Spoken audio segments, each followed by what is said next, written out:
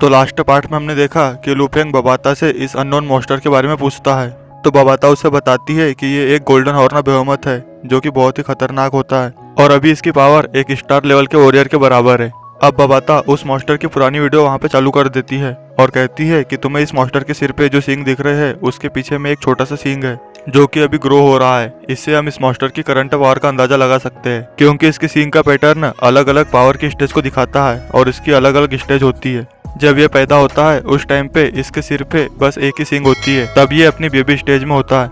इसके growth period में इसका दूसरा सींग ग्रो होना चालू होता है। अभी ये इसी स्टेज पे है क्योंकि इसका दूसरा सींग उगना चालू हो रहा है। इसकी एडल्ट स्टेज पे इसका तीसरा सींग उगना चालू हो जाता है और जब ये मेच्योर होता है तो इसका चौथा सींग भी उगना चालू हो जाता है और जब इसका पांचवा सींग उगता है तो ये अपनी पावर के पीक पॉइंट पे पहुंच जाता है। इस टाइम पे इसके सींग पे भी अलग अलग गोल्डन पैटर्न बनते हैं और इसकी सींग भी पूरी तरह से गोल्ड की तरह दिखती है, इसीलिए इसे गोल्डन हॉर्न बेहोमत कहते हैं। फिर बबाता कहती है कि भले ही ये अभी एक स्टार लेवल पे है पर इसकी ब्लड लाइन बहुत ही ताकतवर होती है, इसलिए ये भी बहुत जल्दी ग्रो होता है।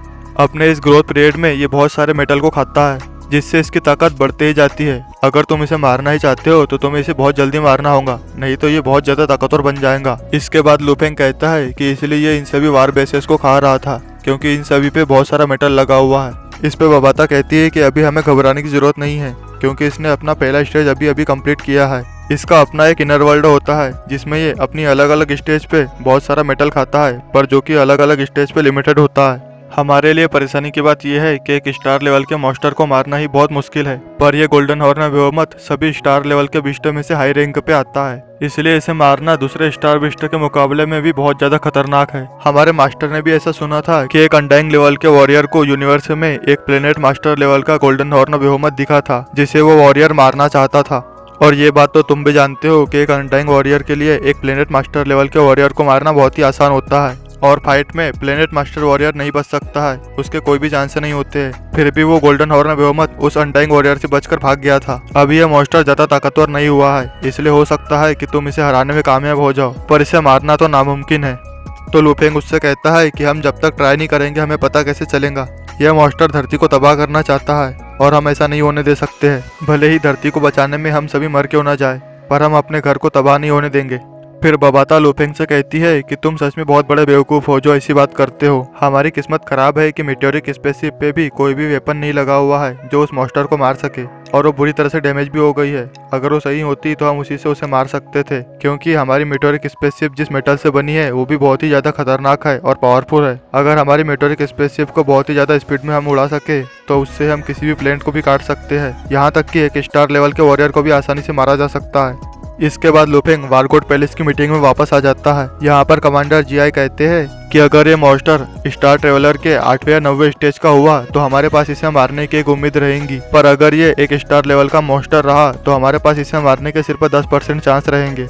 हो सकता है कि हम इसे सुपर लार्ज न्यूक्लियर बम से मार सके। इस पे आर्मी चिप कहता है कि हमने निर्वाणा पीरियड के बाद में अभी तक कभी भी सुपर लार्ज न्यूक्लियर बम को टेस्ट करके नहीं देखा है, पर अब सभी ह्यूमंस गवर्नमेंट की प्रोटेक्टेड एरिया में रहते हैं, इसलिए अब हम सभी इस सुपर लार्ज न्यूक्लियर बम की परमिशन दे सकते हैं। पर अगर हम फेल हो गए तो हमारे पास में सिर्फ नेशनल हेरिटेज प्रोजेक्ट ही एक रास्ता रहेगा। फिर कमांडर जीआई कहता है कि निर्वाणा पीरियड में बहुत सारे ह्यूमंस इन मॉन्स्टर्स के कारण मारे गए थे। अनफॉर्चुनेटली हमारा भविष्य फिर से उसी तरफ जा रहा है। फिर से हमें उन्हीं न्यूक्लियर हमलों का सहारा लेना पड़ेगा जिससे पहले भी बहुत सारे लोग मारे गए हैं। जब आप सभी वर्चुअल एरिया से बाहर चले जाएंगे तो इसकी फुल डिटेल आपको मिल जाएंगी। इसके बाद में थंडर गॉड ली सेन मास्टर रोंग से पूछते हैं कि तुम्हें क्या लगता है कि तुम इस मॉन्स्टर को मार सकते हो या नहीं। तो मास्टर रोंग कहते हैं कि मुझे इसका कोई भरोसा नहीं है, पर मैं अपनी आखिरी सांस तक इस मॉन्स्टर से फाइट करूंगा। मैं स्टार ट्रेवलर के 7वें लेवल पे पहुंच गया हूँ। मेरे डोमेन के पावर से मैं सभी स्टार ट्रेवलर के वॉरियर से मैं इनविंसिबल बन जाता हूँ और रविंग क्लाउड रटन को वुड क्रिस्टल से खिलाकर ग्रो करने के बाद में मेरी पावर बहुत ज्यादा बढ़ जाती है। फिर भी मैं स्टार लेवल के फर्स्ट स्टेज के वॉरियर से ही मुश्किल से फाइट कर सकता हूँ। सबसे बड़ी प्रॉब्लम तो ये है कि हमें इस मॉन्स्टर की असली पावर के बारे में पता ही नहीं है। तभी अमेरिकन प्रेसिडेंट खड़े होते हुए कहते हैं कि सभी लोग ध्यान से सुनो, हमारे अमेरिकन ट्रूप्स ने हमें एक वीडियो भेजी है जो कि इस मॉन्स्टर से रिलेटेड है। फिर वो वीडियो को चलाते हुए कहते हैं कि हमने इस वार बेस को भी खाली करने का ऑर्डर दे दिया था क्योंकि सैटेलाइट से हमें ये पता चल गया था कि ये मॉन्स्टर उसी वार बेस की तरफ जा रहा है। पर इससे पहले कि ये सभी लोग उस वार बेस को खाली कर पाते ये मॉन्स्टर वहां तक पहुंच गया क्योंकि ये बहुत ही ज्यादा फास्ट है। इससे पहले कि वो वार बेस खाली हो पाता इस मॉन्स्टर ने वहां पर जाकर तबाही मचा दी।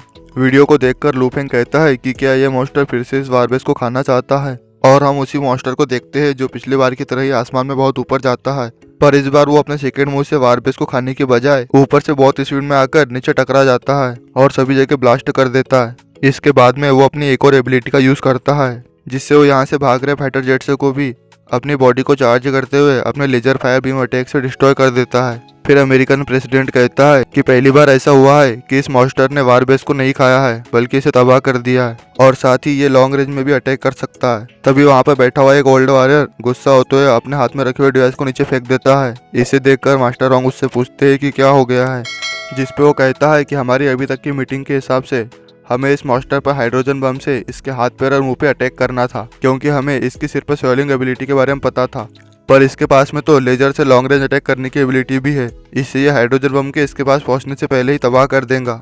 अगर बम इससे 50 मीटर की दूरी पे फूटा तो इसकी बॉडी पर एक खरोच भी नहीं आएंगी, और बम के फूटने के बाद में जो रेडिएशन निकलेगा उससे सिर्फ ऑर्डिनरी लोग ही मरे जाएंगे, क्योंकि न्यूक्लियर रेडिएशन का बियॉन्ड वॉरगॉड वॉरियर पे भी कोई असर नहीं होता है, और ये तो एक स्टार बीस्ट है, इस पे तो इसका कोई भी इफेक्ट नहीं पहुंचेगा। अगर हाइड्रोजन बम को इसके मुंह के अंदर ब्लास्ट कर दिया जाए तभी इस मॉन्स्टर को मारा जा सकता है।